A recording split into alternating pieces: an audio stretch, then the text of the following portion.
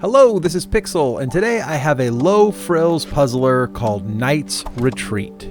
While this game might not be for everyone, it is a puzzle game, and it is a pretty low-budget game. Clearly this one's been made by just a small team of people, if not one person. This one is still very fun and very relaxing.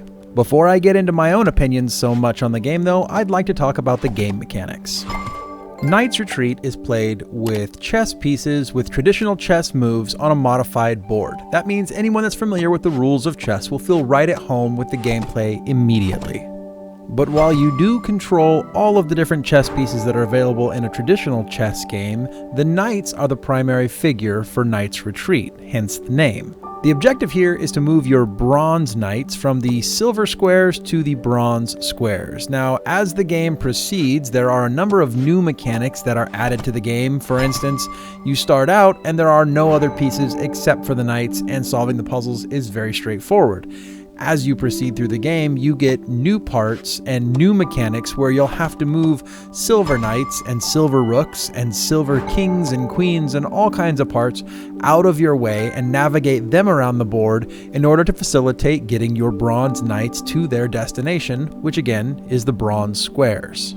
While this is a very simple design, that's purposeful in this game. The game has simple graphics, the game has a relaxing soundtrack, and the game has a very simple design so that players can feel at home and at ease and relaxed as they're playing this game.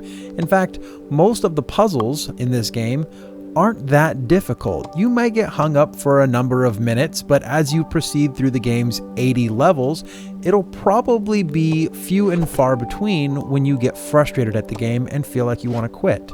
Usually, for me, just as I was starting to get a little frustrated with the game, I'd have a breakthrough and alas, I would solve the puzzle.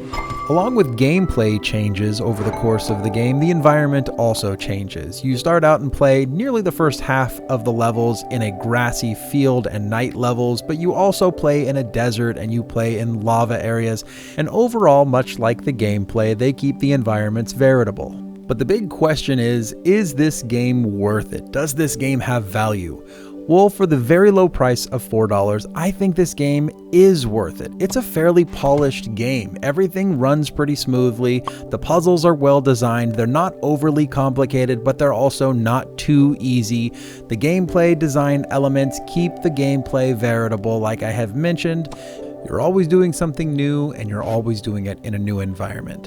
And to top all of this off, the music is very relaxing as well. Clearly here, there was some self-actualization with the game designer. They knew that with the art design, which is just a low poly model. There's a relaxing soundtrack. The gameplay overall is pretty simplistic. The idea here is to be fairly low budget and to be fairly low cost, but at the same time, feel like a valuable game. And I think that Knight's Retreat has done that.